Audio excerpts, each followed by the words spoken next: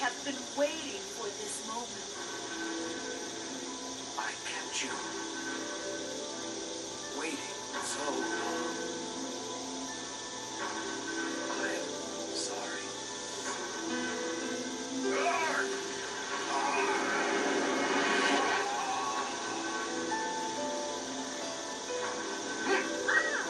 What?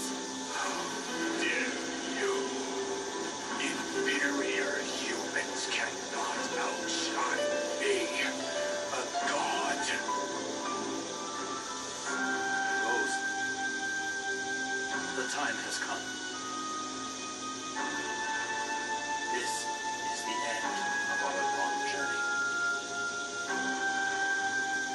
Z, Could you come with me?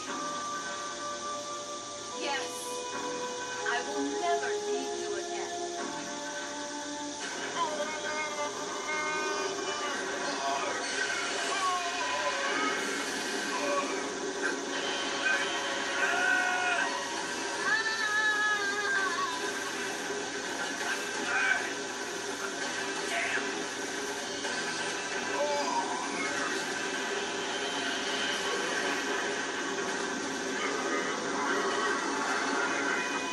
Dart, you have grown up.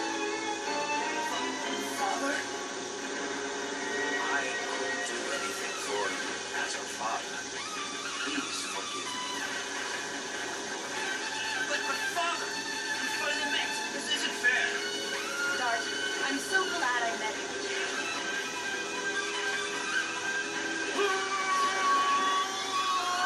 Rose! Father! Go, Dart.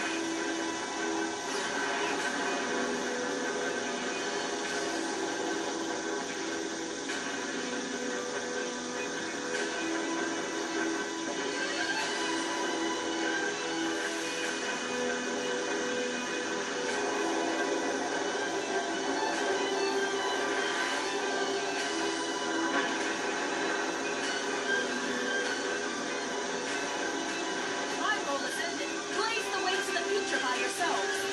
This is your age to live. Shut up. What are you talking about? We've all been together.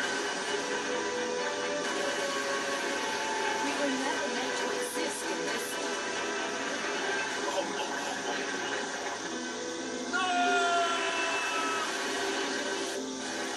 My age in remote Endiness.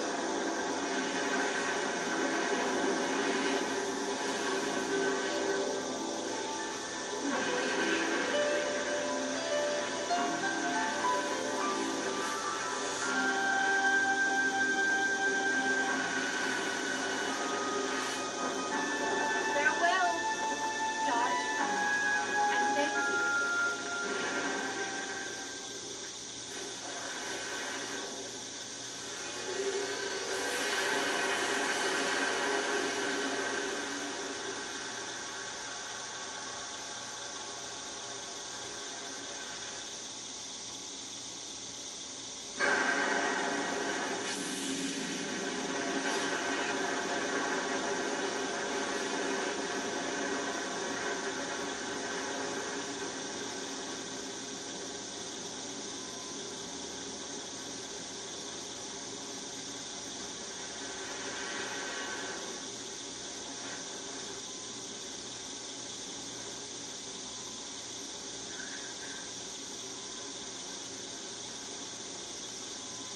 Rose! Father!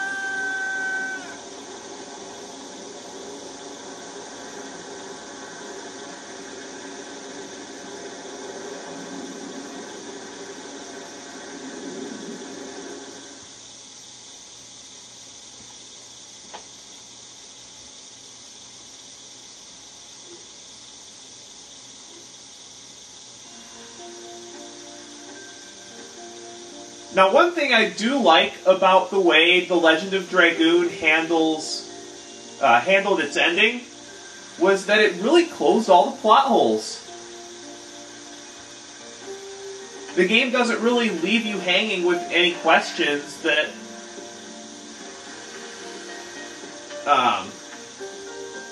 you know, what happened to Dart or what happened to Shauna or what happened to any of the party members. I mean, it's obvious from the explosion in the ending that that Rose and Zeke kept Melbuframa holed up in the center of the moon so that they would sacrifice themselves to rid the world of Melbuframa and the Moonchild and the Black Monster and the transmigration process. You may have noticed that in the ending explosion, the moon and the Divine Tree were completely destroyed. So there's no more Moonchild, no more Black Monster, no more Moon That Never Sets. All gone.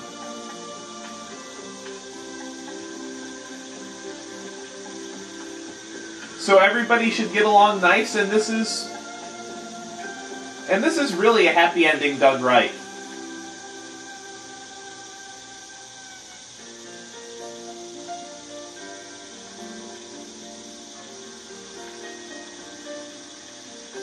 I'm just overall impressed in general with how the game's plot was. Even though it is a borderline cliche storm, it really put new twists on all its cliches and even invented a couple of its own.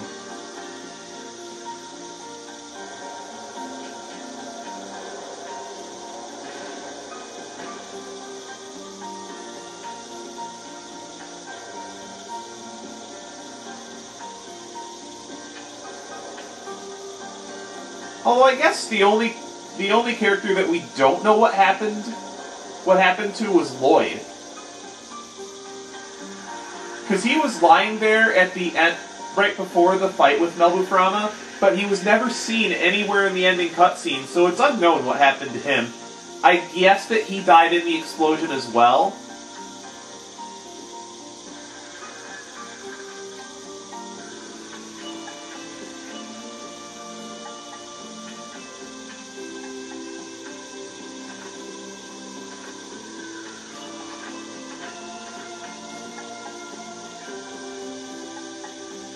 Now, one neat little thing I think they do in the ending here is, remember in Disc 1 how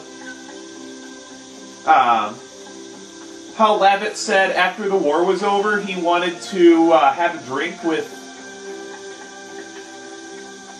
He and Dart wanted to go to the bar and drink after the war was over? Well, one thing you may have noticed is that Dart brings a drink back to Lavitt's house, and the portrait that the painter girl in Bale painted for him, he just puts the drink right next to that. I think that's a really nice touch by the developers here.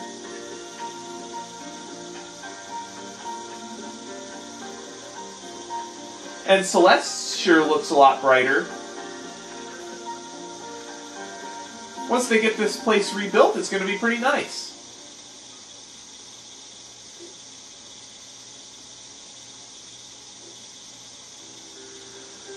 And now let's watch the credits roll and listen to my thoughts on the game. I don't understand why it took so darn long for Sony to put this up on PSN, because there's definitely a huge following for this game. Not as big as mainstream RPGs, but big enough. And the people who like it love it. And I'm one of those people, so this review may be a bit biased, but I'm gonna try to be as unbiased as possible with this one. The graphical engine wasn't the greatest, especially considering that this is a late PS1 game.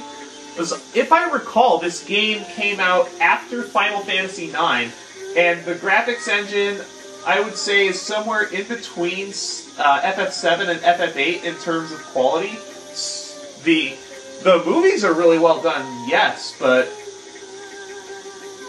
the graphics engine could have been a little bit less blocky. So I'm going to give the graphics engine a 7.5.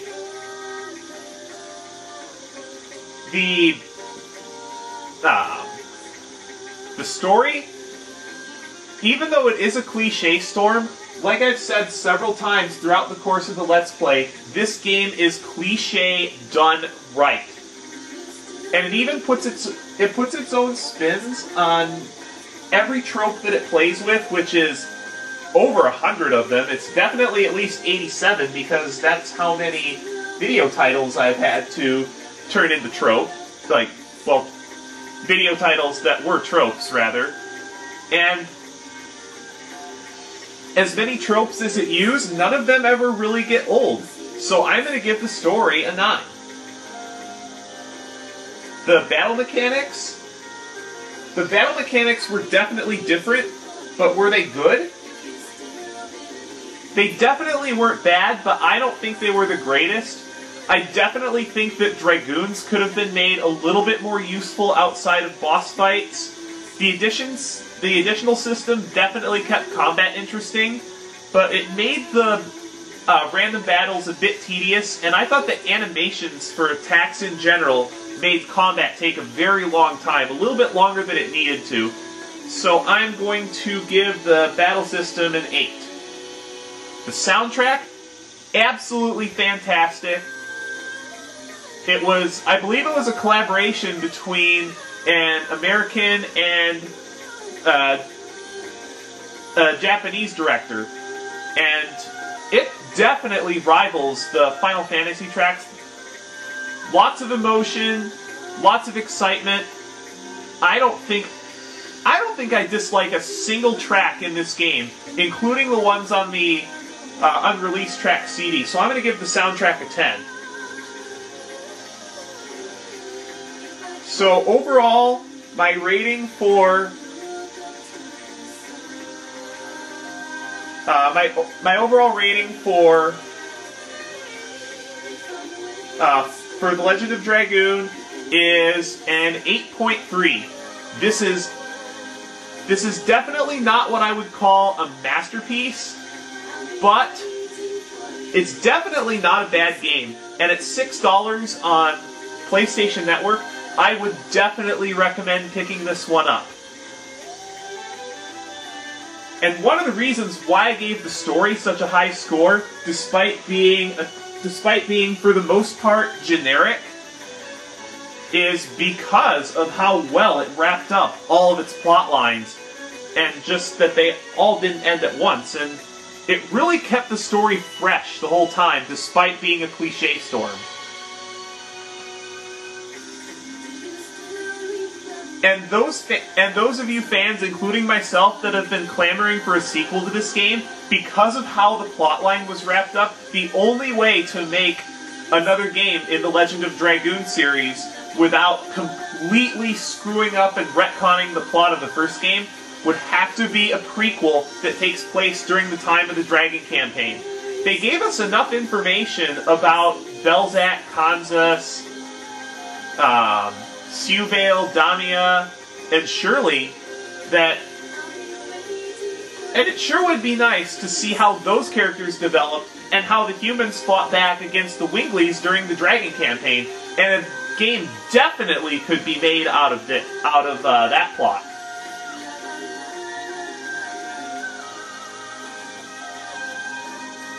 It's definitely something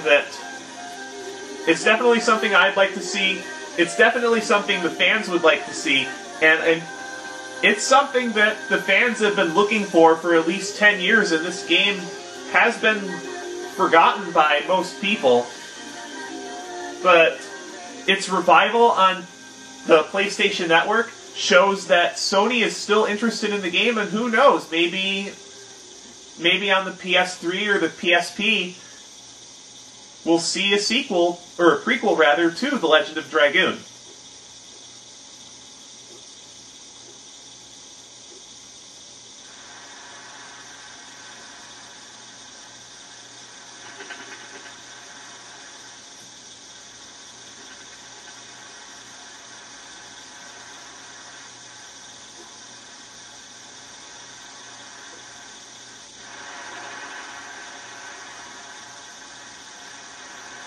And if you beat all the bonus bosses and collect all the Stardust, you do get a little bit of extra ending, but not that much.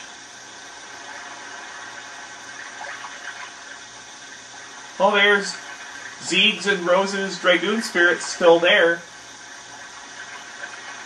So, the spirits are definitely still out there, so if they wanted to make a sequel, they could, but I think it would just ruin the mood at the end of this game.